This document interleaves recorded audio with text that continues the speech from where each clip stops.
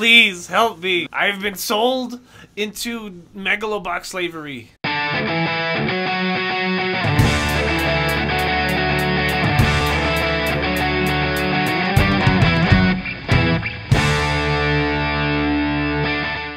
Bitty, we're back with some titties. Hey guys, my name is Drew Philip Elias. I am the co-host of Between Nerds Podcast. I'm here with my other co-host, Mr. Aldo Mendez. What's up, buddy? What's up, man? I'm good.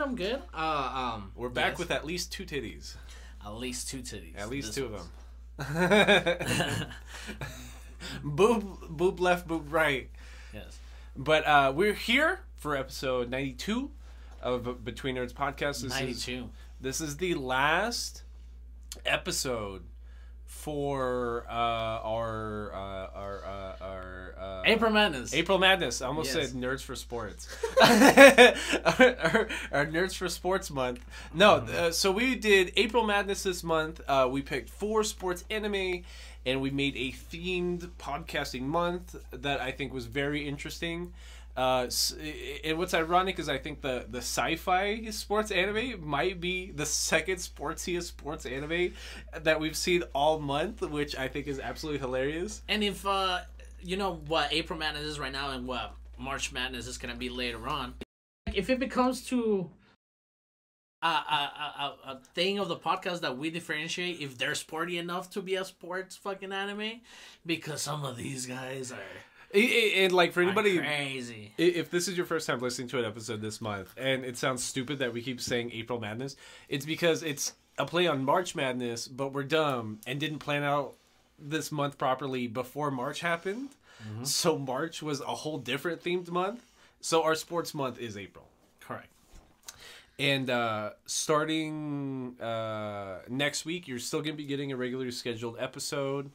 It's going to be the first episode for the month of May, but me and Alder are going to record it tomorrow. Right now, it is April 24th, so we're getting together on the 25th to record an episode on Tokyo Godfathers. Yeah, you've already seen it. I haven't seen it yet. Apparently, you can only rent it, so... It's that director. Because we had the same issue with Paprika, too. Correct. Yeah, and was it Made in Abyss? Yeah. Well, Made in Abyss is on Amazon Prime. Oh, I'm sorry. No, but the movie was only available straight from the website, from the producer. Yeah. But anyways, housekeeping notes.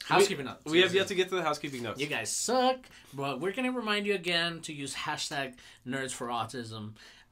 We know you're not gonna use it, so we'll probably just end up giving a $10 donation at the end of the month. But if you guys do, you guys will be entered to our giveaway that we were still gonna give out even after you guys ruined the hashtags and the donation-thons, and it's now dead in the ground. It sucks because I feel like I need to explain everything we're talking about for if this was your first episode for some reason. So what me and Aldo have been doing for the past 2 years almost is every month we do a nonprofit where we make a hashtag that's to be used on Twitter or Instagram. And for every original post that uses said hashtag, we enter people into a monthly giveaway. And then at the end of that month, we use a random number generator and we provide giveaway to said lucky person. And we get them some hand-picked merchandising, nerd merchandising for whatever product they like. You like One Piece, we get you One Piece. You like Dragon Ball, we'll get you Dragon Ball. But this issue we've had this year since February is we're not getting any hashtag use. Yeah. So it does nothing. It's literally we're just giving away free shit to people. We're not even charging you for shipping. And we're talking more than we have to. You know what I'm saying? Every month, and maybe I was looking up that maybe doing hashtag was a little boomer idea from us. Maybe we have to rethink how we're gonna donate to shit. But for now, that shit's done with. Yeah, right. After this week. Because part of it was also. For every like and retweet on original tweets or Instagram posts, we'd be donating to a nonprofit, right? So, example, for this last week, the last time you're going to be able to do it, the last day to enter is Saturday, April 30th. Up until the end of this week, you can use hashtag Nerds for Autism. That is NERDSFORAUTISM in an original tweet, Instagram post, or YouTube comment to be entered into our April giveaway. And for every like and retweet, we give to the Autism Society of El Paso. But now that we're going to go through different outlets, maybe a different method of how we can still donate to our community and help out our community here in El Paso, Texas. Besides that, just keep using YouTube. Get us some likes, some subscribes. Put your opinion in any social media at Right. So Between Nerds. sorry, I didn't mean to cut you off. You're right. We do need to figure out a new way that we're going to be giving donations to nonprofits, because that's still like a big part of who we are. But we're not getting rid of the giveaway. So from here on out, once a month, we're going to pick somebody that's subscribed on YouTube and or has left a comment on a video that month, or somebody that's left a 5-star written Apple Podcast review that month. We're going to randomly be picking one person at the end of the month and getting them, again, some free shit. And if you have some feedback, then have some feedback.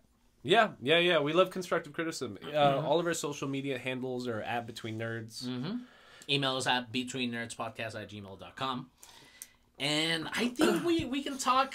Can we finally get into it? We can talk sports now. We did have some crazy things this week.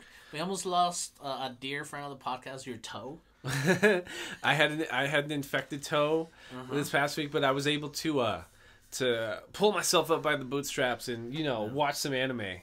He was out for like 3 games. Originally, last episode we said that we were going to watch Yuri on Ice. And although I got like 5 episodes into Yuri on Ice, and it's not bad. Like it's clear that it's Studio Mappa's first big anime, their introduction on the anime production scene, and it's them doing their best Studio Trigger impersonation. Okay. But the reason why on Tuesday I texted you, Aldo, and I said maybe we should switch it, is that it's maybe a little too much like Free. It's a lot better than Free, don't get me wrong.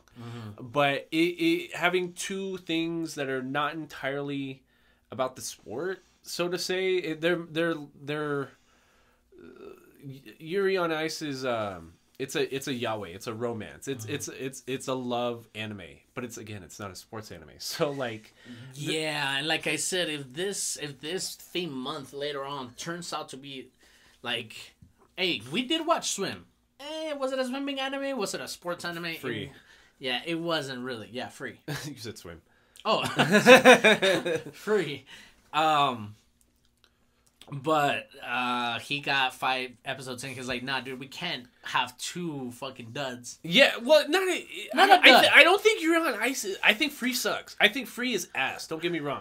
But I think Yuri on Ice could be something real, but it doesn't fit the April Madness theme. So, we switched it on Tuesday to Megalobox. Which is not saying much either.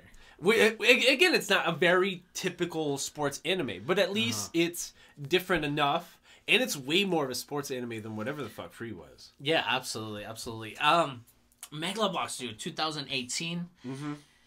13 episodes. Anime original. How many rounds are there in boxing? 12? It depends, because like there's some that are like it depends the kind of bout. Like both camps would need to pick ahead of time. But Megalobox it's a sci-fi at the end of the day, right? It's a sci-fi sports anime about a universe cyberpunky. Yes, super cyberpunky. It's a world where the most popular sport is boxing, but people are wearing giant augmented fucking metal contraptions over their arms and chest to punch harder. And that's like insane, because like boxing before 10 years ago was already a sport where you just knew there was like a 50-50 chance you were going to die in the ring. Yeah.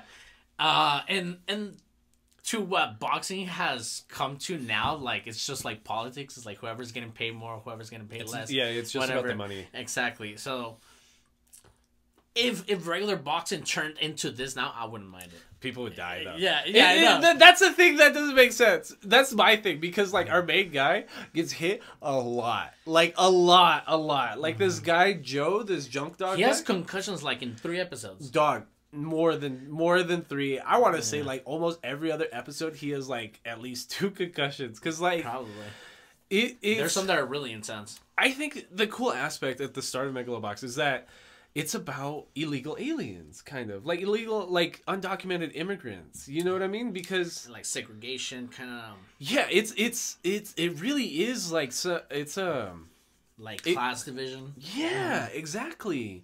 because it's about like the glitz, the glamour of like megaloboxing and how much money it makes people. The biggest company in the world is hosting a giant Megalonia, like world-renowned boxing tournament. But just below like that city skyline, there's really people just living out here in the dirt, just fixing fights, in debt up to their asses by the Yakuza, losing eyes over it. Like, it's sad because we meet... At first, he's an unnamed character. We never learn his real name. Yeah, because he goes as Junk Dog? Junk Dog. He goes by his ring name. Yeah. And I think it's funny about the character design because what got people so excited about Megalobox when it first came out was that its art style is purposely meant to look like Cowboy Bebop. Dog, the animation was asked for me. You hated it? Honestly, the character design and the one that I hated the most was, what's his name? The main bad guy, Yuri? Yeah. Yuri, like, his character design, dog, was goofy. You have to, like, it had no charisma. His hair looked weird. It looked crazy. He had, like, a long face, and then he's got, like...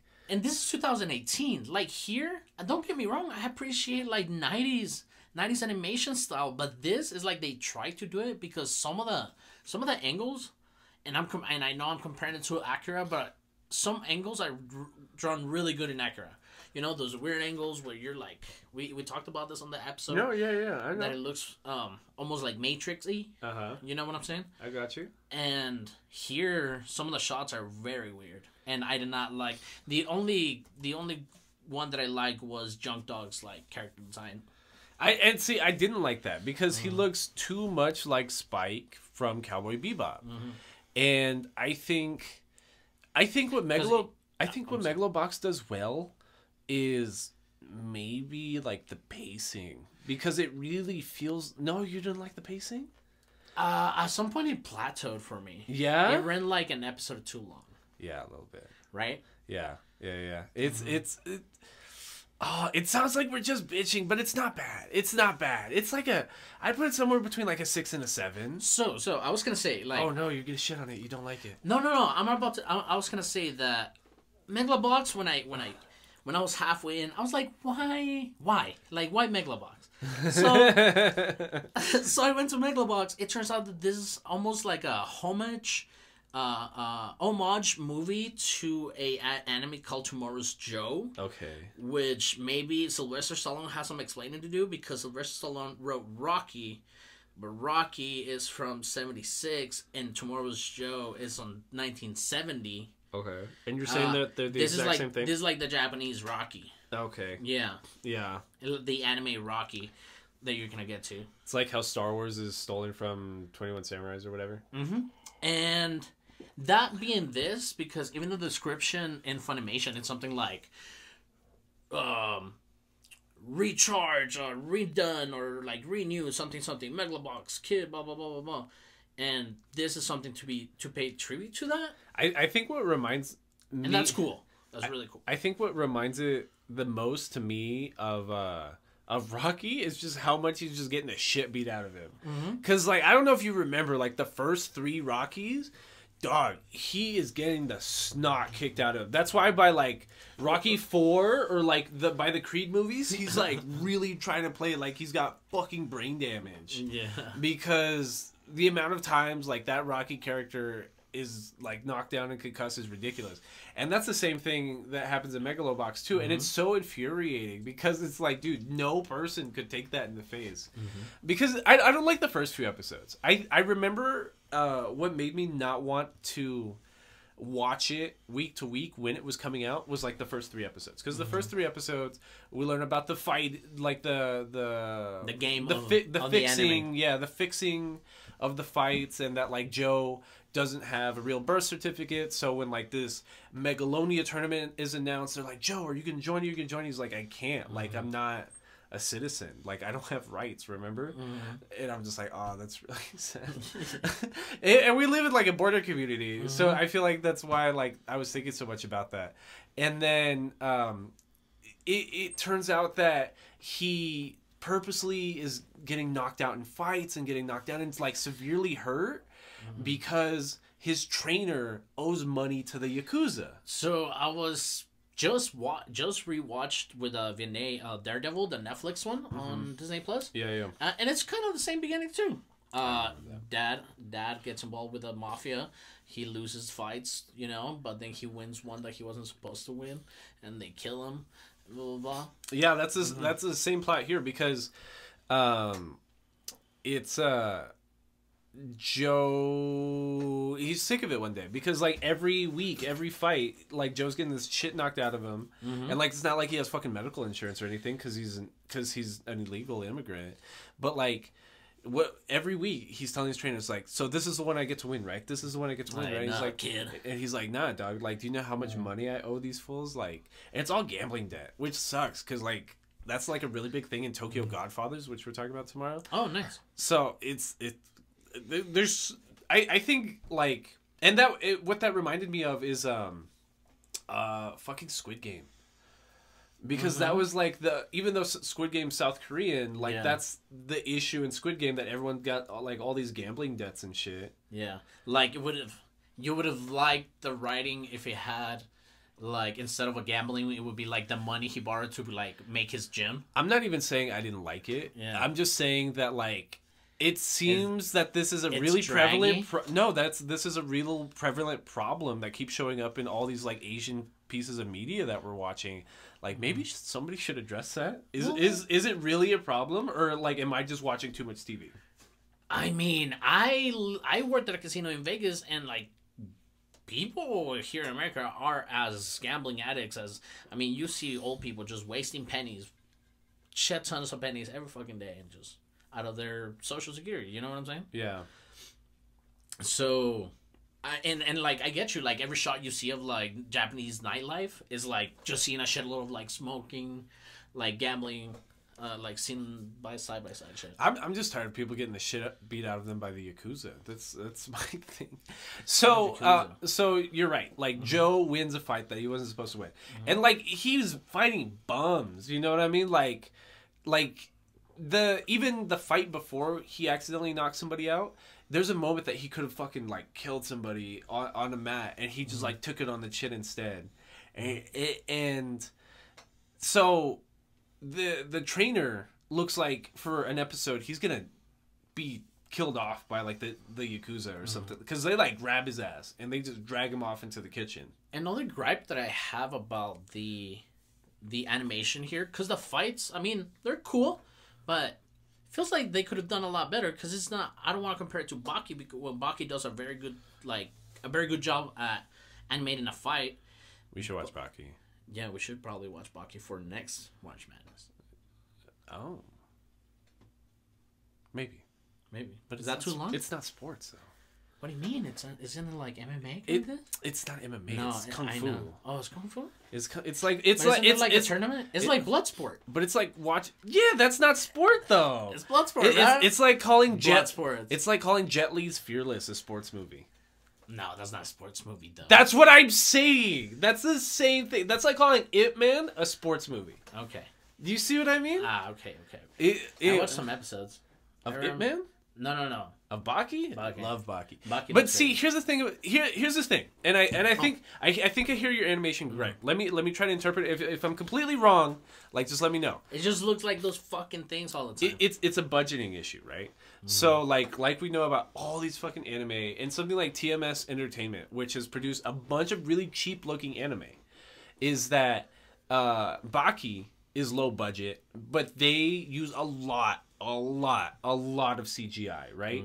They tried their best to hide it. Like, don't get me wrong. Like, that's probably... I think they do good. That's probably the best part about Baki, that it looks like they know they're on a budget and they don't want to make it look too shitty, so they try to hide the CGI. Because the color palette, they're not trying to make it realistic. Like, it's cartoony, but it's like... It's not like Dragon Ball Z cartoony. The issue I see with Megalobox is they're also on a budget. So they spend a lot of time talking. Like, a lot of time just talking. But it's still about boxing somehow. Right, but, like, it's just to, like, fluff up the episode times. Yeah. So then, like, you get to the fights and, like, you get, like, 5 cool frames an episode. You know what I mean? Like, you really... Like, some of the punches look really, really good, but they're on screen for half a second. So, like, they skip whole rounds because they can't afford to, like, actually animate the whole fight. And not even just the fights, also the execution of how they resolve, like, when they show you the resolve of him, like, oh, I'm going to step back. I see his feet moving. I'm going to cut. Like, Doug here, and they both scream, like, go for it, and then he, like, punches him, and that shit looks pretty good. Yeah. But, like, the fight itself, in some of the latest episodes, it looks ass. And the poster's really good. The poster looks badass, but it does not look like that. Because if I look at the poster, it reminds me of, like, it's gonna be, like, Samurai Champloo, but new. Oh, yeah, it reminds me a lot of Samurai Champloo. Because he always wants to take this, like, hip-hop kind of face, but it doesn't. There's a rap in like the second to last episode. Yeah. It's so bad. That dub is pretty bad. It's so bad. Yeah. It's Sakyo's character design horrible too. Yeah. So there's like this little kid Sakyo. After Joe wins the fight, his gears destroyed. Basically, he was basically fighting with useless junk anyways, just wearing it for the sake of calling himself a megaloboxer, right? So when Joe has to win the fight and his trainer goes to the Yakuza boss and is like, listen, I will get you your money, but we have to get into Megalonia, and if this is the most popular sport in the world and it's a world tournament, only 4 people are going to get in, and that's Megalonia, right? So he has to go from rank like 257? Yeah, like 257 in his whole country. And in 3 months, he needs to make it into the top 4. And that's like a ridiculous ask. So I'm trying to introduce the character Sakyo. Right. So they go and are trying to build a new megaloboxing equipment. So they're going to like some scalpers on the edge. And what we meet are some kids that are stealing watches and equipment and megaloboxing parts, selling it to this guy so that he can give them red candies. And it's about like drug addiction, because you just see like these little kids, like 6-year-olds, just tripping on a couch. Slumdog Millionaire? Dog. Like, it's really like just giving kids meth to go like commit crimes for you. And this is where I hear you out that it's trying to be Cowboy Bebop. Yeah. You know, a lot, because I'm like, dystopian third world country social problem. Yeah, because that was a big thing. Because Cowboy Bebop was like, okay, cool, everyone's got spaceships, everyone got laser guns, there's the mob, it's the glitz and the glamour, but every episode of Cowboy Bebop is about like the underbelly of society. It's about like, he's a cowboy because he's the one having to clean up the fucking scum that like everyone on top is just like kicking down. And that's like the thing about Megalobox. We are those people. That's who we're following. We're following people like getting their ass kicked by the mob, somebody fixing fights. Yeah, the coach, Nambu? Yeah. Yeah. I hate Nanbu. I hate Nanbu's character model more than Sakyo's. Oh, well, yeah, too. Nambu's character design is awful. He is the voice for the audience the entire anime, and it's terrible narrator. Terrible. Because it's really just an old guy being like, yeah. Like the Sakyo had more voice. Oh, Sakyo's one of the drug addicted kids. Yeah, and Sakyo has like one of the. He has cooler voice bits, but instead of Nambu, man, Nambu is crazy. I don't know. So he has terrible character. He has one eye, which looks like there's something off there because he's totally in debt with the mob. Like, I feel like from like episode 1 that something's gonna happen with his eyes or something. I didn't think they were gonna gouge his second one out. No, honestly, no. I don't know. I thought he was gonna die, if anything. Yeah, for a lot of it, I thought he was gonna die. For most of it, I thought he was gonna die, and then that was gonna push. That was gonna push. Well, I remembered I actually did finish Megalobox, and I was like, oh, he's gonna lose his eye. I was like, but anyway, so Nanbu's a terrible narrator because it's always just like him being shocked every episode that Joe can actually fight. Oh shit. I keep underestimating this kid. Right. So the plan is that and the voice acting throughout the whole cast, like, you guys did not bring it. I don't think nobody brought it. It seems like really uninspired because like Junk Dogs / Joe's sounds like somebody being told a stage direction, act like what's his face from Cowboy Bebop. Act like Spike from Cowboy Bebop. Yeah, I'm gonna do that. Yeah, Yeah. smoke this cigarette. Yeah.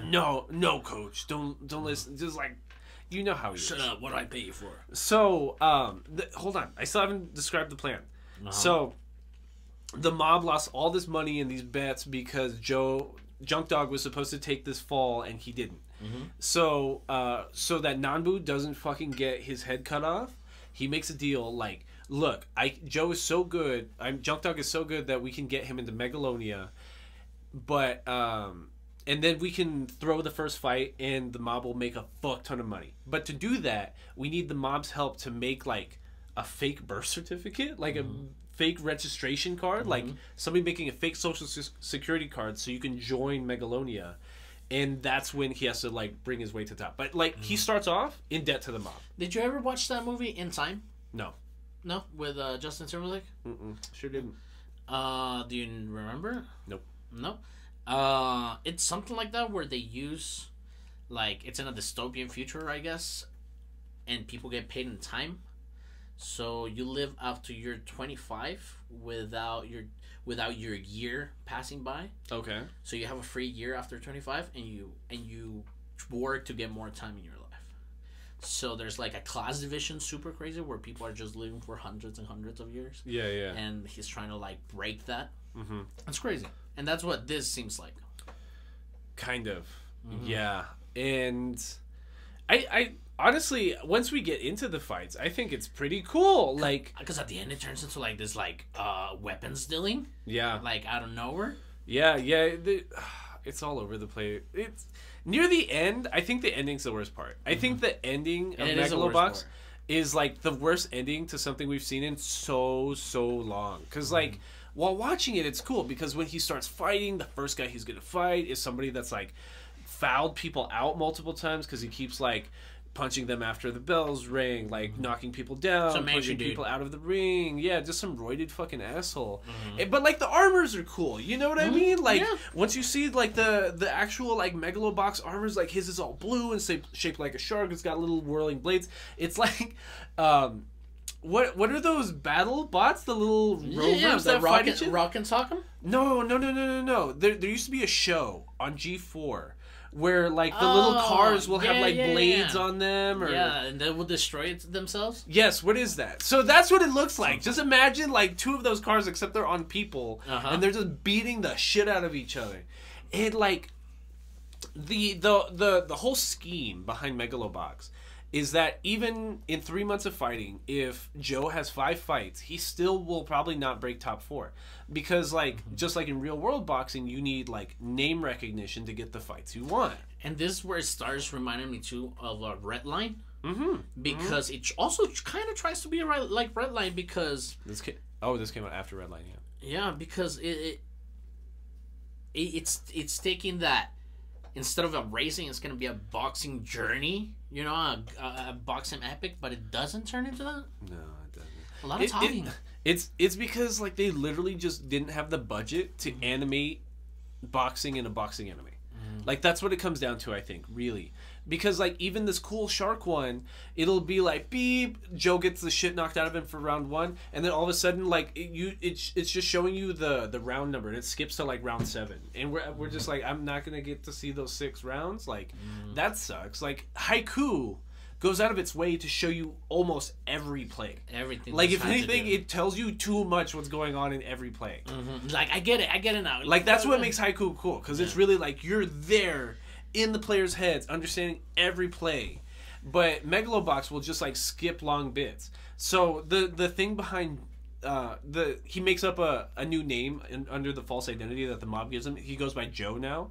The thing about Joe, Joe is that they can't afford gear anymore, because when they go and make friends with those kids that are addicted to the drugs, they try to break into that dealer's house, the guy that's buying all the equipment, try to steal like a model dope ass looking arms. Yeah, dope ass looking Megalobox gear and that he never has. see him. Well, we do see it. So Yeah. he steals it, they abduct Sakio and they're like, we're gonna kill you. And the dealer has like a retired professional megaloboxer as his security, and his gear's fucking crazy because it looks like a Tonka truck, just like on this fool's fist. You know what I mean? Just like imagine the shovel that's on a like Frankie. Yeah, that's on. Yeah. Like Frankie from One Piece, exactly. That's what this fool looks like. Just ginormous, wearing a fucking truck on his fist. But Joe is such like an actual good boxer that he can weave and move and just like get straight on somebody's jaw and just knocks this guy out. But while wearing the equipment that they just stole, it falls apart because it was junk anyways. So Coach Nanbu's whole scheme to get the name recognition up there is that we're gonna do 5 fights completely gearless. And that's going to make you such like a novelty that people are going to want to fight you, and we can just like cheat our way to the top. So Joe walks into this fight against somebody wearing like the shark armor, wearing like this giant fucking turbo powered equipment on his fists, and just taking these punches to the jaw, and like that would no person could ever do that. There's some instance where you see like POV shot of Joe like standing up and then everything being blurred, and like the he's standing up there waiting for like to fight again, and like the bell rings so he doesn't get punched, so he goes to like the corner and the coaches talk to him and he's just like boo. And you're like, dude, this guy's getting hit in the head. But see, that's cool. Like no, it looks super cool. It's really cool directing, but then every fight's like that though. Yeah. Like every fight is the same thing. It's gonna be Joe getting knocked out once. Is on the verge of his spinal cord snapping from his brain stem, to the point that he just wakes up. He's like, "Oh, I should punch back." Like here we go.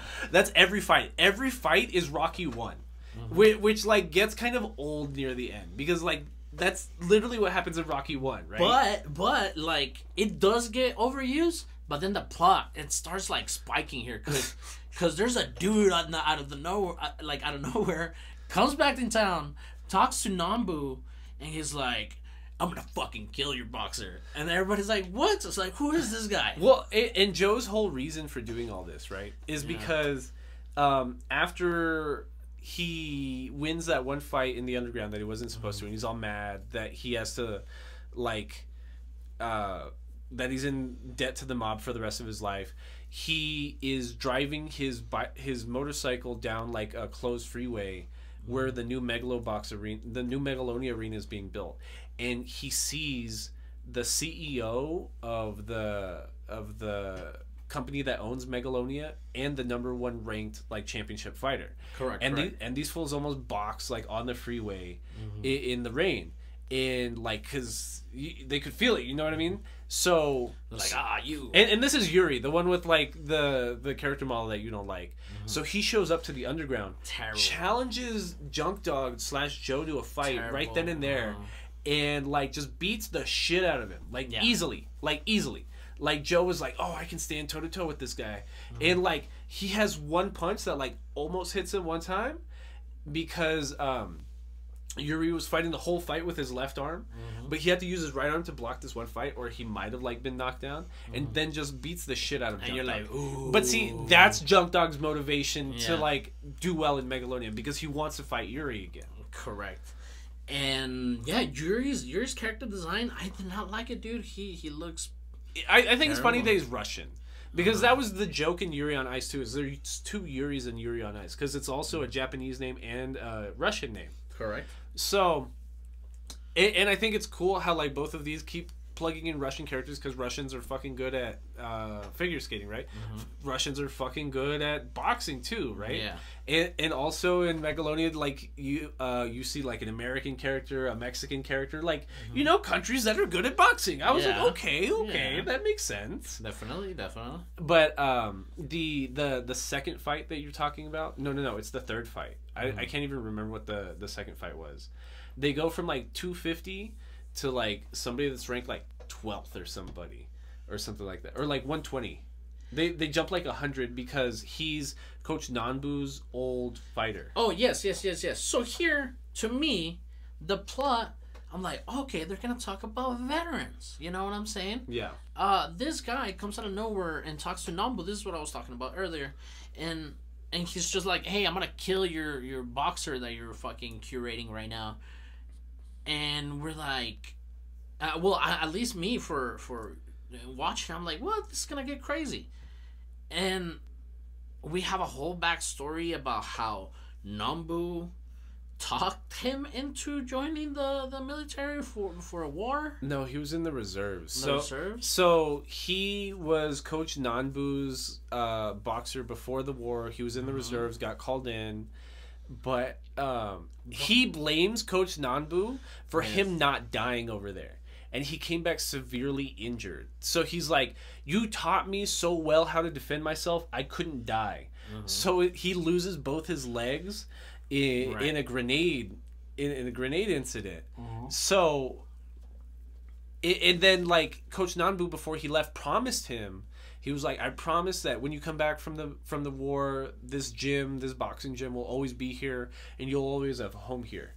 But so he comes back from the war, the gyms are run down. double amputee, well, it's closed. So because Coach Nanbu became an alcoholic and like he stopped paying his bills, stopped showing up to the gym, all that stuff. And so he feels betrayed like twofold. It's like, you taught me so well that I wish I died over there because now I'm a double amputee. Number one. Number two, you promised me I'd have a home to come back to, and you couldn't take care of yourself or the gym enough to keep it open. And I felt it was really fucking sad. So Adagaki, thank you. So he gets 2 like metal legs that he starts boxing with, but like, and he's also older. He's like in his mid-30s, which is pretty fucking old for boxing, to be honest. And then there was a really good piece of animation where Aragaki has a flashback to almost killing himself. Yeah. And that was really crazy, dude. Yeah. That was good. He has a gun to his fucking mouth. He's crying, but he sees a ticket that the coach gave him at some point, a losing dock race ticket. And he decides not to do it, but like the whole sequence was very well animated. It almost looked like Animatrix-y. That's what I mean. I feel like Megalobox has a lot of like themes or like issues that like it wants to touch on, but it never actually like indulges on it because like they have to go back to the boxing. Yeah, because we just talked about kids being addicted to drugs. We just talked about immigration and like people not having basic human rights because they're not born where veterans, they live. PTSD. Yeah, and then we're talking about veterans and like veteran health and stuff like that. But then it never actually goes into any of these things. Because he has to go back to boxing. Right. So like Aragaki's whole thing is once he sees the coach, he's just like, dog, you abandoned me to go be a fucking alcoholic, and here you are with another fighter. I gotta kill this dude now. Like, put him in my ring. Like, and first Coach Nambu's like super grateful. He's like, dog, your rank's so high. Thank you for doing me and Joe this favor. He really needs this exposure right now. He's like, no, I did it because I want to fight him and I want to beat the shit out of him so that he can never fight again. And then so what's his name, the kid, like Sakio is going into Adagaki's old fights. He's like, dude, like he is killing people. Like people are dying in the ring against Adagaki. And that reminds me of was it Cinderella Man? Where like where the last fight in Cinderella Man, that fool almost murders him too. Good reference. Yeah, good reference. Because he was killing people. The champ in Cinderella Man was killing people, actively killing people, but he was rocking the shit out of people. And this was back when they're doing like fucking like not even fluffing the glove. It's just like a leather piece. Yeah, it's a fucking formality. You know what I mean? It's like and that's how he's murdering people. But he's so broke that even if he dies, his family needs this check. You know what I mean? Like even without him there to provide for the family, this is enough. And it's during the Great Depression. Which is kind of like this, because like this is just about Joe and Nanbu trying to get out of the fucking dirt. It like you'll take that check, you'll do no matter what, so your fucking kids can eat. You know what I mean? So even if that means you dying, and that's like kind of what's happening here is Joe has no other options. You know what I mean? It's just like, it's this or nothing. I'm into the debt with the mob because they gave me this fake identity to enter into the tournament, so I have to make the most of it. Even if that means fighting somebody that is actually wearing equipment and can beat the shit out of me. But the thing about Adagaki is it was a fake. He was wearing the Megalobox gear as like a formality so that he didn't stand out, but he wasn't using like this little microchip that we see in it. Yeah, so, there's a back piece. Yeah, there's like this big back piece, and between rounds they like put this little microchip in that like makes it work, and his was empty. So they were doing it. So he was fighting without the augmentation from the gear and still murking people, but it's because he's such an injured veteran that he can't use the gear. Because it's bad on his joints, he's older, and he can't put that much strain on his prosthetic legs because, like, his nubs. Yeah, nubs. That's correct. Is nub a correct word? Is that derogatory? Yeah, no, doctors say nub. Okay, so then I'm just playing. I do not know. I'm not a doctor. Doctor all the same. So, but his nubs can't take that much strain. So all his fights have to end in the first few rounds. And the thing about megaloboxing that you were talking about earlier is that it's limitless rounds. They're always limitless rounds, because the idea is if you're punching somebody in the face with fucking a robot arm, they're probably not going to last that long. Yeah. So, and at some point I thought they were going to get a little bit more into the automail, but they never did either. It's so cool. It's such a cool It's just aspect. a sprinkle of coolness on boxing, which doesn't even matter because the first 4 fights he does a gearless. And we are seeing the opponent's gears, but it's not like we're seeing like a... Because the person we're rooting for as the audience is the gearless character, right? So it's like I'm not supposed to appreciate the gear because my guy doesn't wear any gear. But like Adagaki again is basically fighting gearless. Correct. And Joe just he wins by default just because like the other guy can't go on. Joe just refuses to stay knocked out to the point that Adagaki's prosthetics are like bleeding through his fucking nubs. He almost like walks into the punch and gets knocked out by Joe. Yeah. So that's how that ends, which is like, it makes sense. You know what I mean? Like I could imagine that being a real tactic, right? Like just outlive your opponent, bro, and like we can get there. But it feels cheap because like it would have been cooler if he actually outboxed him, because there's never a point in this whole anime, from what we see on screen, that I think Joe is outboxing anybody. That never, ever happens. I think it happens once. You know again. You know what it reminds me of?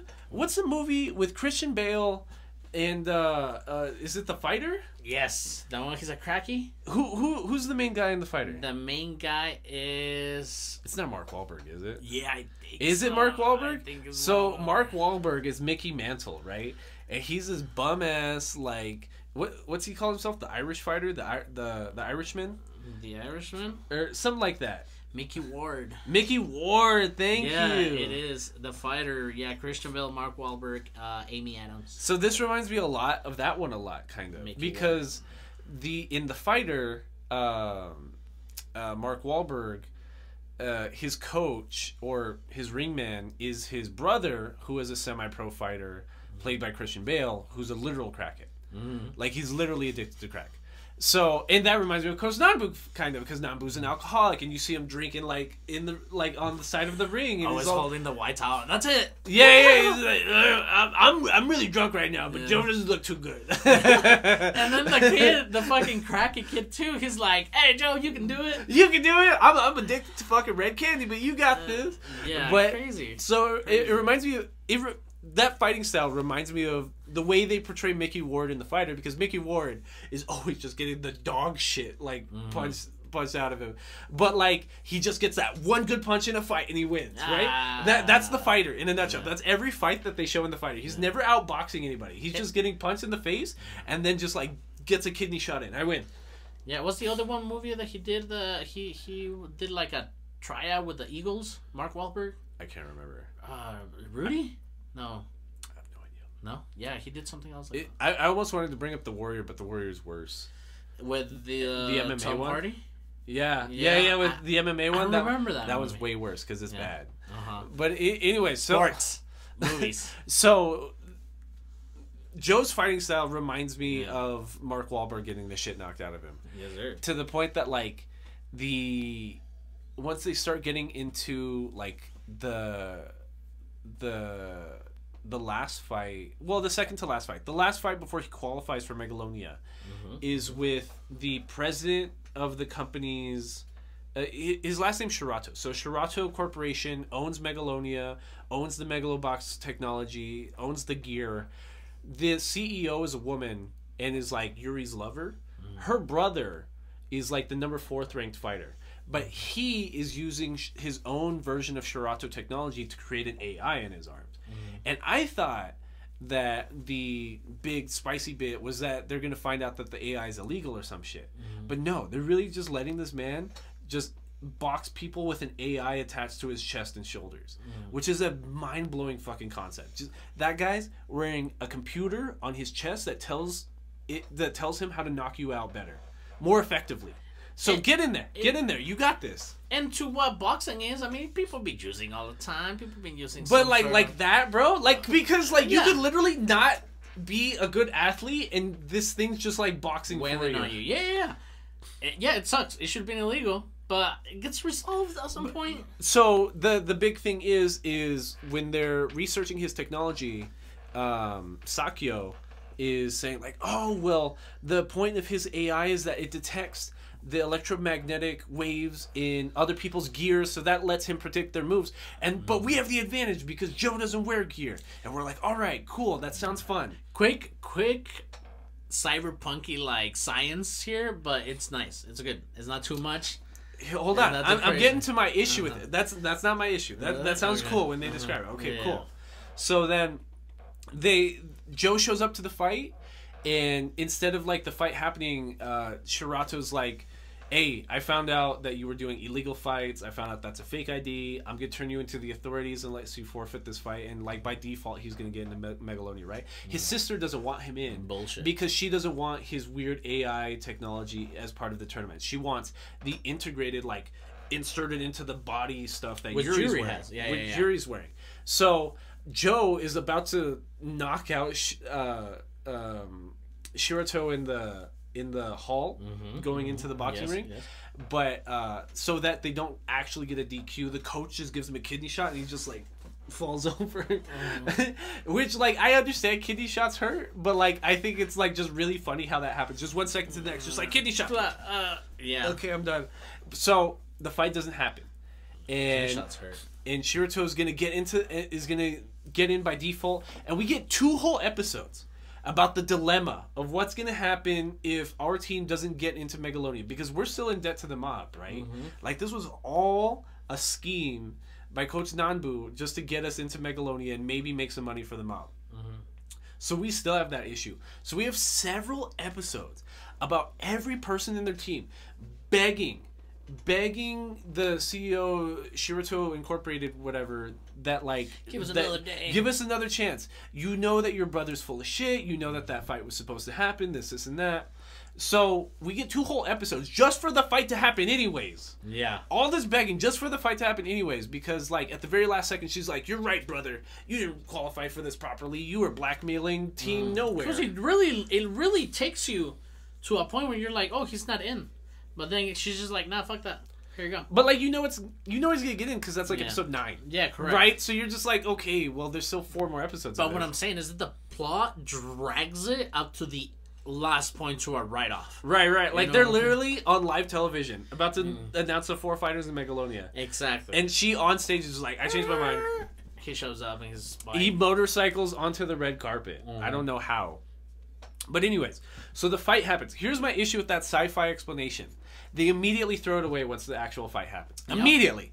Just as soon as Joe enters the ring, he's like, yeah, his AI can't hit me. It starts just predicting his moves. And, like, there's not even an explanation for it. Like, it's just a kid being like, oh, I guess he learned how to teach his AI in the past 2 days. How to read Joe's movements. So from what I remember, the fucking AI, even though it doesn't have any camera or anything, like, I guess his brain is hooked to his brain. I don't know. We don't know much about the fucking things because they just decided not to. But he's punching because he has already learned. It's like that Taskmaster guy from Marvel. Yeah. You know what I'm saying? She's a lady. Oh, she's a lady now. That's right. She's a lady. Yeah. And so in one of the rounds that he's already concussed like twice already, he gets up and he's like, I'm not going to hit him. So I'm just going to stay like this. And like his brain and his arms did not know what to do. Well, him and his brain, like, he's getting fucking triggered. Like, his actual, like, self, he's like, I'm just gonna fucking stick him. Like, if he's not gonna put his guard up, I'm just gonna stick him. But then, like, the AI, like when they see it computing, it's like a little like LED on his shoulder pad. Yeah, computing. Yeah. And he's just like, wait, we can't predict what's gonna happen. We're not gonna let the punch happen. Yeah. And that's when Yuri in the audience is like, huh. He hesitated, pussy. Yeah. Because like even in this whole like lead up into this fight, we see all these episodes between Yuri and fuck, I keep forgetting his last name. Yuri and who? Shirato. Shirato. Yeah, Shirato, the brother Shirato. Oh yeah. Where like Yuri like antagonizes him almost. Mikio Shirato? Yeah, Mikio Shirato. He keeps getting harassed by Yuri because like all he wants, he's just abusing the shit out of himself in the lab by putting on this equipment and just like trying to get his cardio up because like yes, it's gonna move for you, but like you need to be able to stand up after a while. If you're just like punching and punching and punching and punching, you're gonna die. And something else that really irks me about the character models in this, everyone is boxing with fucking skinny jeans on, like in fucking leggings, bro. That like. Don't get in pants, jeans. Done. Every fight Joe is in, he is literally there with like a belt and cargo pants, and like you got me fucked up. You're in a boxing ring wearing skinny cargo pants. With boots on? With boots on? Yeah. Boots on? Makes zero sense. It's crazy. It's crazy because even man, once we're at this point. He started doing the head movement, and that looked really cool. I'm like, nice, thank you for giving me some boxing, you know. But then it's like the next time he like the Sakio explained that he's like, okay, now that he knows what you're gonna do when you don't put your guard up, he might go for the punch now. Yeah. So in that moment, you can strike him back. Well, you see Mikio Shirato having this, like, he's just berating his fucking corner team because he doesn't have a real team. He just has people on a computer being like, oh, the... It was like Lightning McQueen. The auto mode is syncing up at 90%. Yeah. Would you like to go further? And, like, when you see flashbacks of him, like, practicing the night before, like, it hurts him to be, like, really syncing at 100% with the predictive AI because, like, his body can't keep up. He's a scientist, you know what I mean? So, what was that? I think that was you. Was that me? That was you. So. There you go. Anyways, so every corner after every round, he's just like, "What are we at? What the sync rate's at 70%, sync rate at 80%," and like he's getting scared the closer it is at 100%. Because like before he wanted it to be at 100% because it proved that his technology worked, right? But he himself isn't a true athlete, so he can't really keep up with his own equipment.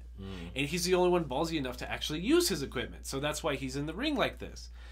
And it's right then that like he turns off the predictive AI because like once it like stops him from knocking out Joe at that moment, he turns off like the auto AI, and Joe just being the actual better fighter. That's when like that situation happens. That's what you're talking about. Southpaw. Yeah, you hear the coach being like, okay, he's gonna make a right jab and then just end him because like he's pissed and that's what I mean. Like Joe did one good punch and won that fight, which like it makes sense in context, but like again that kind of sucks because it's like he just got the shit knocked out of him. And something else that doesn't make sense, all these fights being in 3 months makes zero sense. You would die. Like, well, again, it's a dystopian fucking future. Why do you expect? I don't know. But, like, you see those...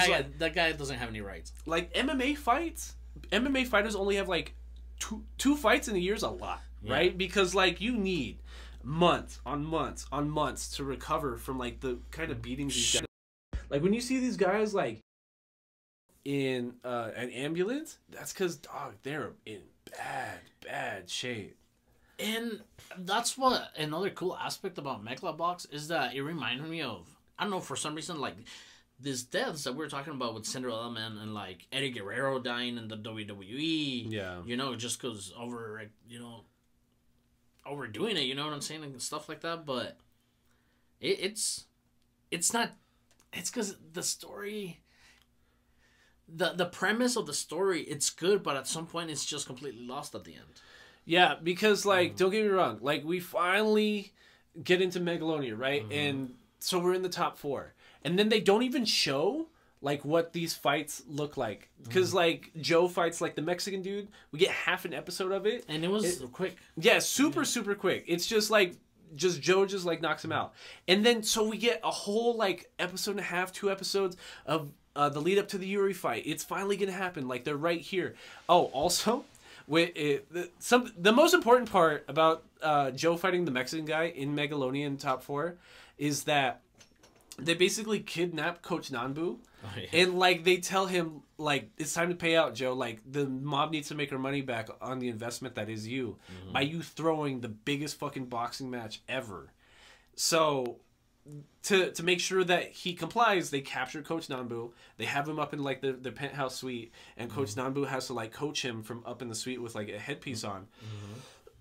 And at a certain point, again, being a terrible person, Mr. Nanbu, just being super fucking selfish. Like it's his debt. I don't understand like why it's Joe's problem. Yeah. So he's like, okay, you're gonna fall in the 4th round. You're gonna fall in the 4th round, and then the 4th round comes, and Coach Nanbu just like starts yelling into the mic, like, just win, just fucking do it. You can do it. You're gonna make it. And we get like a very quick like flurry from Joe that knocks out the guy, and then like we cut back to where Coach Nanbu is, and he's a trained boxer, so he knocked out the Yakuza's security, and he's trying to run out the door, and then you just see them coming at him with a knife, and then so Joe wins the fight. Him and Sakio got to be like, oh, we got to go get Coach Nanbu, we got to go get Coach Nanbu's penthouse. They go, and like the coach is just like keeled over, and there's like, oh my god, he's dead, and he just looks up and like, I'm not dead, stupid. Yeah, I paid off my debt. We're fine with the mob now, and they just like gouged out his eye. Fuck yeah. Which that doesn't make sense either, because like if you're the mob, like you're hopefully like you're not really about like actually hurting somebody. You're like a good person. Not that. I assume that they're actually about the money. You know what I mean? Yeah. So like gouging somebody's out. Also about cutting fingers. But gouging somebody's eyes out isn't gonna get me my money back. You know what I mean? If you just cost me millions of dollars, I don't give a shit about your eye. No, but as a big mafioso, if someone were not to pay me my money, I would not let him not be an example of it. But you'd probably just kill them. Like you would never just be like, yeah, your eye and we're even. You get to live your life. Fuck. Imagine. I mean, I don't know. Maybe he was in a headspace where he was like, you know what? I'm just gonna blind this dude and let him live. I don't know. I'm not a mafioso. But it doesn't seem like a bad idea for, okay, you're not going to pay me, I'm going to cut your finger off. It doesn't seem like enough. I don't know. A finger is not enough. Eyesight, I'm pretty sure it's enough. I don't know. So then... I will be grateful. So going into the Yuri fight, like, Nambu's blind and can't really coach properly anymore. And he's coaching, he's got his fucking both... he has almost like a double eye patch going on, but like he has a bandage one. And like he's like training Joe, and he's like, I better not be hearing some weak ass punch. Yeah, some weak ass punches. I told you to split your weight. It's like, yeah, that's better. I'm like, shut the fuck up. And at that same time, he was drunk the entire time. Like Yuri has gotten this weird fucking complex that he needs to fight Joe Gearless too, but his gear is like surgically implanted on him. So he goes to the brother Shiruto to go get it removed in a shed out in the woods. And I'm just like, that's the sketchiest fucking thing. And you just see Yuri just yelling for like a whole episode, just screaming inside of his shed because he just had like equipment just ripped from his fucking skin. And in like 5 days, he's supposed to have a championship boxing fight. And it's like what turned like the Russians so crazy in like the Rocky 2, I think. Yeah, that's Rocky 2. Yeah, you know what I'm saying? No, that's 3. That's 3? Oh yeah, 3. You're right. Yeah, because you're right. He gets his shit removed because it's like, I want to be fighting on a same level. Mm-hmm. But then we see this little montage of him losing his mind, but somehow it's make you believing that he's become stronger somehow.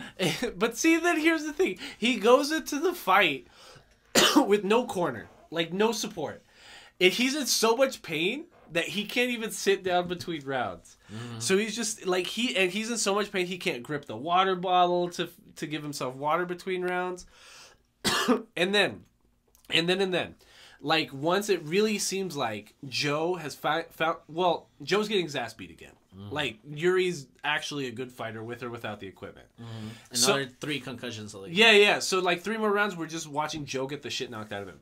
And once we finally see, like, that anime moment where Joe's in his corner, he's like, oh, I do got this. I got this. I know how I'm going to fight him. I'm going to beat him. Cutscene. They completely cut out the good part of the fight. They completely cut it. Like, it goes directly to a scene that looks like it's a couple years out. Joe's no longer fighting. And Yuri's in a wheelchair. And, like, they just all are friends that sit by the ocean and hang out together now. Like, no dialogue, nothing explained. All we ever hear after that is a scene on TV where they're looking for a new Megaloboxing champion after the previous champion evacuated the seat. And we're like, why did Joe do that? Like, we just spent 13 episodes. He just crippled a guy, apparently. And they're friends. Yeah, and they're friends now, just so that, like, he could evacuate the title. And then, like, that's it. That's the end of the anime. So No final fight, no resolution. And again, maybe I'll give a watch to Tomorrow's Joe's. Maybe it's relatively the same story. Maybe a little bit more flushed out than what Megalobox is. But Megalobox gave me boxing, which this is what I wanted, I guess, for this month of Between Nerds. And it delivered. What is it? Free? Swim. Free. As little as swimming has, like, it's not a sports anime, you know. But this, I do think it is a sports anime. It is, which is ironic because it's mostly sci-fi / dystopian. It's like and it being like a homage to that, I guess I give it like a, because in the beginning, I don't know if you noticed, there is a screen at the beginning where a glove and it says 50, so it's like the 50th anniversary of Tomorrow's Joe. So it's just like an homage to Tomorrow's Joe, but that's it. Yeah, would I recommend it? I don't think so. Oh, here's something weird. What is weird? So Megalobox on myanimelist.com is ranked number 729 with a score of 7.89. The sequel, Nomad Megalobox 2, is ranked 318 with a score of 821. Okay. So it's ranked higher, and that is very, very strange. Like, it's ranked almost twice as high. Maybe we can give it a fucking look next time. If you guys want us to. If you guys want us to. But you would have to let us know on social media or email. And YouTube comments. YouTube comments. We love YouTube comments. We're not getting enough YouTube. YouTube comments. Twitch comments, too. Twitch comments. Twitch or Twitter? Not Twitch. Fucking... Twitter. No, TikTok. TikTok. And also TikTok, yes. I had a weird month, dude. I can't... Haiku was really fucking good. Hanabata was really awesome. It was badminton. It's a sports anime. The story was kind of crazy. It went a little bit fuzzy on the middle, but it turned out good. Yeah. The ending was all right, you know? Absolutely. Free? Nope. It's almost tropey now that I'm thinking about it. It's like a joke. It's like a joke. Yeah. It's like a meme. It's like a meme. Un meme. Yeah. Megalobox? It's alright. It's alright. Like, it's one of those just like, oh, have you seen... I could see this being, like, a very casual anime watcher's favorite anime. Yeah. Oh, have you seen Megalobox? Crazy, huh? Yeah. I could totally imagine that. I hope this is nobody's, like, first and only anime they've ever watched. You'd be surprised, because this is like a... I think this is a... Is this a Netflix? No. This was a... It might have been like a Crunchyroll original. This was one of the first Crunchyroll originals. Oh, really? So I could imagine this being like a lot of people's first anime. Okay. Makes sense. Anyways, April Madness was tight. Hit us up, like, for real, on social media. I want to start bringing the polls back so we can get more recommendations. Because now, like, we can just watch cool shit, right? Yes. And also, next episode, we're going to watch Tokyo Godfathers. Tokyo Godfathers. I'm excited for that because you already watched it. You see, it's pretty good. Yeah. Last time we visited this director, this. Hold on. Oh. Do you want to talk about this in the Nerd Down? Nerd down. Nerd Down. Nerd down. Nerd Down. What were you saying? I think we were talking about. So we just finished our episode 92. 92 on Megalobox. This is you guys' Nerd Down, where we would actually talk about the feedback that you guys send us, but we don't have any feedback. So please send us feedback on YouTube. Yes, absolutely. You know, and all our social media. Yeah. You were trying to talk to me about Free? No, you were trying to talk Godfathers. Tokyo Godfathers. So Tokyo Godfathers. Yes. Yes. Last time we visited this director was with Paprika. With Paprika, Mr. Satoshi Kon. Satoshi Kon is a crazy maniac guy with Paprika. Satoshi Kon is like the A24 like guy of anime movies. Mm-hmm. Yeah, / Banksy. Yeah. Because like when it comes to anime directors, there's maybe like only 4 big names. So it's like Satoshi Kon, Shinkai, Makoto Shinkai, the guy from Ghibli, Miyazaki. Yeah, Hayao Miyazaki. Miyazaki. And I feel like I'm missing one. Who's the guy that made Wolf Children? That guy and what's his name? Hosoda. No. What is this guy's name? I know we're missing one. Directed and co-written by Mamoru Hosoda. Yeah. Because he's the guy from The Boy and the Beast, Wolf Children, Summer Wars, Belle. I feel like we're missing one. Through time. Makoto Shinkai, Hosoda, Satoshi Kon. That's it. That's all I know. That's all I know. And these are pillars of the anime industry. Yeah, like these 4 dudes. That's it. And Paprika, again, it's like you said, the A24 fucking film of a lot ofness and a lot of nothingness. Yeah. We're gonna watch Tokyo Godfathers, which is mentioned in Paprika. There's a poster in Paprika. It's a Christmas movie. Yeah. Oh, it's a Christmas movie. It's a Christmas movie. It's so tight. I like it. It's a Christmas movie. And we had this conversation before. I believe it was like last December. We're like, is there any like Christmas themed? I didn't know Tokyo Godfathers was actually Christmas. Yeah, because you see it in some animes, but it is most likely just an episode, and we can't just put that into like a Christmas December special kind of thing. Even Toradora had a Christmas episode. Correct, but like an entire like Christmas anime that would be dope. I'm excited. I don't think there are enough of those. There's no way. There's not enough. No way. It will be 1 month and that's it. Yeah. But what was I talking about? Did you watch Moon Knight? Yeah. I think episode 4 of Moon Knight was a lot better than episode 3. Because like the more I thought about episode 3, it reminds me of like World of Warcraft fetch quest, right? It like you just moving from point A to point B because the game wants you to be in a different location, but it can't actually think of like a smart and innovative way to get you over there. So it's like, go deliver this box to my friend in that other country.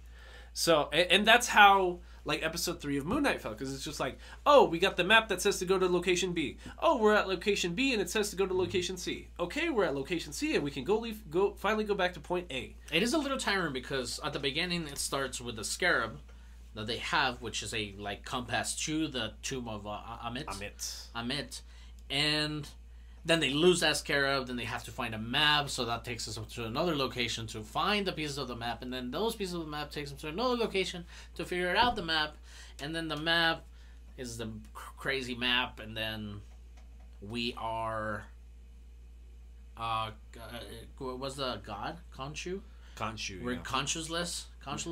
Yeah, we're Khonshu's avatar without Khonshu. Yeah. And so we still have our mission in episode... See, that's what I mean. Episode 4 is all in one location. It feels like Indiana Jones again. Like, it's really you. God. Because... well, I don't want to talk about it too much. But, like... You don't have to talk about it. Tokyo Godfathers... I don't want to talk about Tokyo Godfathers too much. Oh, Tokyo Godfathers. Tokyo Godfathers has a lot of, like, that kind of... we have to keep moving between locations kind of pacing writing. But like in Tokyo Godfathers, there's something happening in each location. Like you feel like you're fleshing out the characters in the story. Episode 3 of Moon Knight did none of that. Even that really interesting new character that's from the comics, where the actor died last week, like he's on screen and immediately dies 10 minutes after being introduced. So I'm like, what was the point? And this is gonna be like a 6 episodes, 9 episodes, right? Yeah, we're almost done. Yeah, it's gonna end in May. It's 6. May 4th. It's 6 episodes. So if we just finish episode 4, and episode 4, much better because we actually know where the tomb is. Like we're actually. Alexander the Great is involved. Alexander the Great's involved, and it's a lot of this is the one where he kisses his girl, right? Where he kisses his girl. Steven kisses the girl. Yeah. So we're hanging out with Mark's wife. It's a whole triangle, but entirely as Steven, right? Because Steven is just like, nah, Mark, you're on timeout. Like I'm keeping the body. Like you're a fucking asshole. You're crazy. Yeah, you're crazy. You're just gonna murder people. Like I'm putting you on timeout. So. What I thought was cool about this episode is the wife is kind of falling for Steven a little bit, which I'm like, that's neat, like, because it's still kind of her husband in a way, same body, like, it's like she loves, like, every part of Mark. Him. Yeah, I was like, okay, that's cute, that's cool. Like, Picasso, I like it, alright. Like, but Mark is just losing his mind. Yeah, but, like, Steven is also such a fucking nerd and such, like, an awkward, like, version of a personality. Man, at some point, I was really sad for Steven, dude. Like, the first episode, just, like, talking to an imaginary mom and, like, just having this shitty-ass life because of, like, the stress that having multiple personalities is on your body, I guess. Yeah. It's crazy. Wow. And it's like, I'm like, that dude must be going crazy. Can't sleep. But that's what I mean. Like, it's so sad here because, like, he kind of likes her. And, like, he has this really awkward moment where they're gonna, like, fall down the pit into the tomb where he just kind of, like, grabs her and, like, kisses her. And, like, she leans in. So, like, she goes for it. But, like, it's not the same person entirely. So it's weird. Because, like, you can imagine her in her head being like, I miss my husband. You know what I mean? Like, I miss Mark. I'm gonna kiss this personality that's inside Mark's head, whatever. And like, but like, it's such awkward and weird, and it's funny because like you see like Steven happy because he's such like a loser version of a personality, but then like his own fist punches him because that's totally Mark's as being like, you just fucking kiss my girl kind of thing. Yeah. So that's funny, you know what I mean? So they're going through it. It gets really Indiana Jonesy because there's tricks, there's it's Steven gets to the tomb first and remembers like the riddle or whatever and finds the tomb of Alexander the Great because his body's missing, and after he overtook Cairo during his big conquest or whatever, and it's something like the voice of the Great One will hold Amit.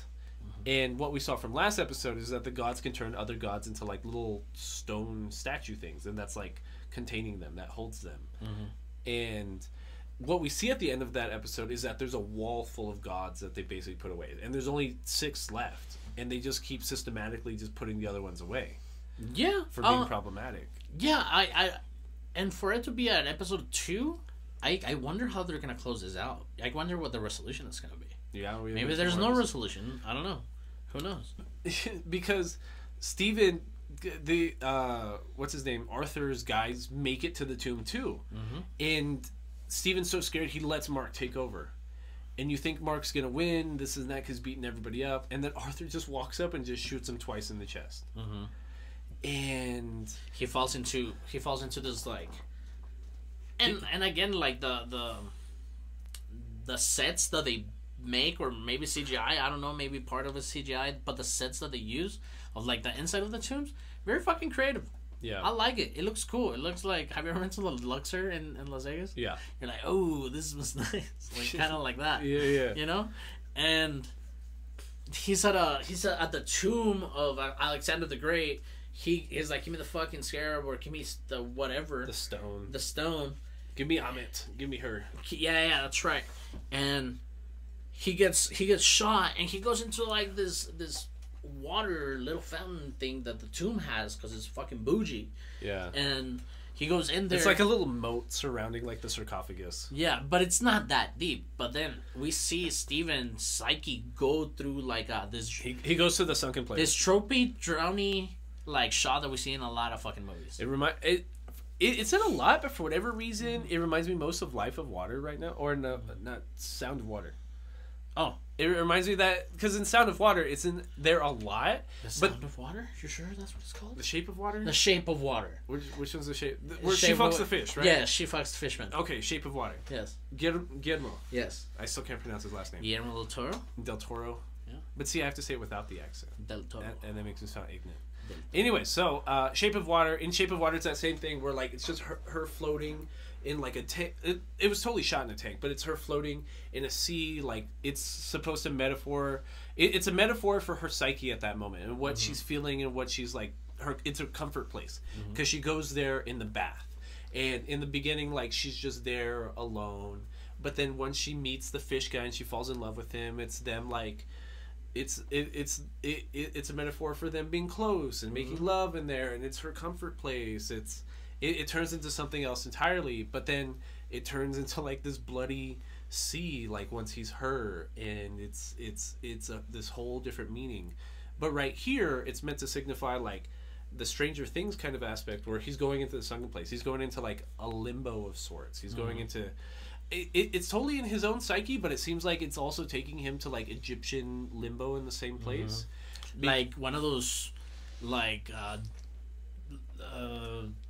devil kind of things where it's like, oh, you're gonna be punished too, watching, I don't know, Friends forever. Yeah, you're punished to this eternity to live your life in this one scene or something like this. So he wakes up in a psych ward, and it's Mark here. And what the people in the hospital are telling Mark is that like he's crazy. He's crazy. Like, there's no Steven. Like he's just an aspect of yourself. He's so heavily medicated that like he can't even get out of like this wheelchair that what flew over the cuckoo's nest. Yeah, is that what it is? Yeah. Jack Nicholson. Yeah, Jack Nicholson movie. Yeah, it's like that one. So. And it's sad because like we're seeing all the characters from the real world, and it's trying to make the audience question like, where is he right now? Is this the real reality, or is this in his head? Because all the other characters are there, like his wife. Shutter Island-y. Yeah, very Shutter Island-y. Like his wife is one of the other patients there. His boss, Steven's boss from the novelty store in the museum is there. The cops are the Warrens. The cops are the wardens. Arthur's there as the psychiatrist. And it's just like more fucky and more fucky and more fucky to the point that like Mark kind of snaps and like forces himself out of a therapy session with Arthur. And beats up the wardens. And again, the rooms within this structure of what the mental hospital is in his psyche, like it's like a maze too, and it's crazy because he opens doors and it's something crazy. Right. It's like that scene in episode 2 where Khonshu is like scaring Steven with the with the storage building, the storage building. It just seems like ever growing and elongating. So, except this time it's Mark running around, and he hears something knocking in one of the rooms. He opens it and sees a sarcophagus, and then he opens it and it's Steven. So this is the first time that Mark and Steven are face to face, and like they hug each other. Oh, like, oh my god, I'm not crazy. Like, you're really here. And they're running again. They're running. They see another sarcophagus that's knocking, and we think that's that third personality that's just like murking people. Like even Mark wakes up and he's like, oh shit, like somebody Steven really killed somebody really killed some people here. They're running. The end of the episode, the big cliffhanger, is they open like this double-sided door in the hospital, and then it's this hippo goddess, like the Egyptian goddess of like fertility or some shit. But like it's kind of cute because like they give her like this really cute like little girl voice. It's this big ass hippo, like bipedal hippo with like all this Egyptian garb on. And she's like, hi, and like the cutest scene is like her little ears move. Yeah, it's dope. And so it's cool. Like this episode is way better than episode 3. Episode 3 is ass. Because now it just like broke through that threshold of like this is fantastical. Yeah, in a way, because it just like I don't know, just the notion of like the whole mental institution breaking down and like Steven and Mark seeing each other, and then that hippo being there, it just makes it like crazy. Yeah. You know? Yeah. Wild stuff. What else did you do this fucking? I finally started playing Elden Ring because like you keep joking about. My toe was like really fucking infected last week to the point that there's like pus coming out of the thing. And all I did is like I sell Yu-Gi-Oh cards online, right? I'm just walking around this room using this table to like ship out cards and put like fucking stamps on letters. And I just jammed my toe into one of these fucking chair legs. And I screamed so loud, I scared my dogs. They started running down. Karen was working, so like luckily she wasn't here. It was so loud. It was so fucking loud. And it's one of those like you just fall to the floor. You're just like, oh. So I'm just like laying on the floor. My dog's trying to lick my face. And when like, did that happen? This happened 2 Tuesdays ago. Damn. So I just ignored it basically for the next 5 days, and that's when I went to like the farmland that El Paso Water owns out in Del City. I'm all huffing it out in boots all day, just walking to work in boots, like going to the gym, running, and this shit got like twice the size that it normally is, and it was just like oozing pus out of it, and I was like, it really is infected. Like I thought it just hurt, and I just tried to like ignore it. Yeah. But once pus started coming out, I'm like, like it's actually an issue now. Yeah. So it's gnarly. It was gnarly. I didn't think it was that. You were telling me it's like, I stubbed my toe. I can't wait for my nail to fall off. I'm like, I've had a nail fall off before. It's no big deal. It gets purple as shit. It gets dry as shit. It just falls by itself. And then this just sends a picture of his toe, like almost like, "Hey, dude, can you check this out?" But in a jokey way. So he sends it just to see if we have any feedback on his toe. That's what was like twice big. Karen was so annoyed with me because she's just like, "Why are you showing everybody your nasty ass fucking toe?" And I'm like laughing about it. I think it's so funny that my dumb ass really got my toe infected by knocking it on one of these chairs. I just thought that's so funny, and it's so ugly to look at. Like it's purple and yellow. And then next day he's like, "Oh shit, this shit is infected." It's like I tried to change the band-aid, or what'd you say? I changed the band-aid. Yeah, I changed the band-aid and like half the nail came off with it, and just like it's bad. So and it's worse. So like this lighting that I have on this room, me and Karen are watching the Goblet of Fire, and like in this green lighting, well, you can't see it, but there's like a green lighting that's shining on this side of the room, but like it made the toe, like the infection, look even uglier because it's like this big yellow glob, like just stuck to my toe. So I finally go to the doctor on Monday. Luckily, my PCP had an appointment open, so I go. He grabs my foot without a glove on, bro, and just hold it. It's just like looking at it. I was just like, this is so uncomfortable for me. There had to be a reason why he without gloves on. That is so disgusting. Let me see that. Like for real, like he really just grabbed it. It is pus. Yeah. So I finally get some antibiotics at Monday. That first round put me on my ass. I had to call into work the next day. Yeah. So I'm telling this whole fucking story because I was homesick on Tuesday, and like I was finally able to play Elden Ring. Finally.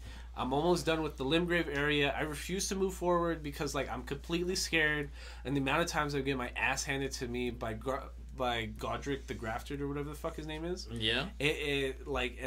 I'm not down, so I'm just fighting like minor bosses all over the first area, and just exploring. I still die all the time. Don't get me wrong, but I'm doing this crazy bleed build that like I've basically almost spec'd like a dexterity build to the point that like I'm like 3-shotting bosses in this starting area, but I still know that once I get to like the boss of Limgrave, I'm just gonna get my shit pushed in, and I'm totally terrified. Yeah, I'm excited about. I want to play that game, dude. I got Kirby. I mentioned this last episode. I got Kirby. I haven't even been able to play it. I heard it was pretty fun. It looks really fun. But don't get me wrong. Like maybe it's my fault and I'm falling for the scheme, but like. I really think Elden Ring is gonna be the best game of the year. Like it's just rated so high. Like Kirby has pretty decent ratings.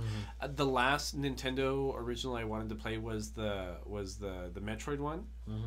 I really wanted to play that new Metroid game because it's all 2D and they're saying it's really hard. It feels like the old games, and I never got to play the other ones.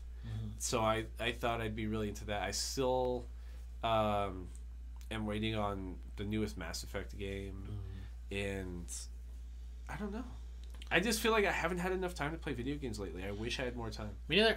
Like I was saying earlier, I watched Daredevil with V, just because he comes out in the latest Spider-Man. Yeah. You know. I suggest everybody be watching Spy Family this season. This thing's starting to get really funny. Yeah. Me and Karen watched episode 2 of the dub earlier today. It's getting really, really funny. And apparently there's just no like legal way to really watch your boy Kong Ming. Like the kitty one? Yeah, no, the one with about the Chinese warlord becomes a DJ. Yes. Like it was supposed to come out on Disney Plus or something, but like it's just not. It's in fucking Disney Plus jail. Damn. And I don't know. That might be about it. I can't think of anything else. I don't have anything else, but thank you, nerds, for listening. Thank you for watching. Please subscribe, like us, or anything. Send us recommendations. Please send us recommendations this week on Twitter, Instagram, YouTube, whatever, TikTok, whatever. Like, yeah, give us your feedback. We're just looking for shit to put on some user feedback polls this next week or so, and reference. I mean, what is it called? Give us some suggestions, please. Suggestions are open everywhere, too. Yep, absolutely. Yeah. And that's been Between Nerds. This has been Between Nerds.